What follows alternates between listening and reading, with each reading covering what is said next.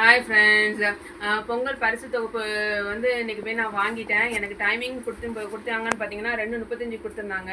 ஆனால் என்னோடய ஹஸ்பண்ட் தான் போய் வாங்கினாங்க. ஆனால் ஒரு 3 மணிக்கு மேலே தான் போனாங்க. அதுவே 1 ஹவருக்கு மேலே வெயிட் பண்ணி தான் வாங்கிட்டு வந்தாங்க. கொஞ்சம் ரஷ்ஷாக தான் இருந்தது.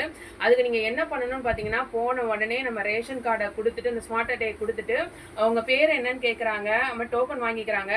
பேர் சொன்னதுக்கப்புறம் உங்கள் ஃபோன் நம்பர் கேட்டுட்டு அதில் வந்து சைன் போட சொல்கிறாங்க. சைன் போட்ட உடனே நமக்கு வந்து 3000 கேஷ் கொடுத்துட்டாங்க.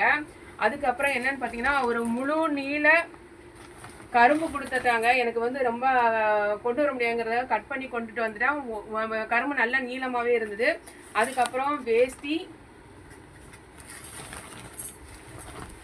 சேலை, அதுக்கப்புறம் பச்சரிசி, சர்க்கரை.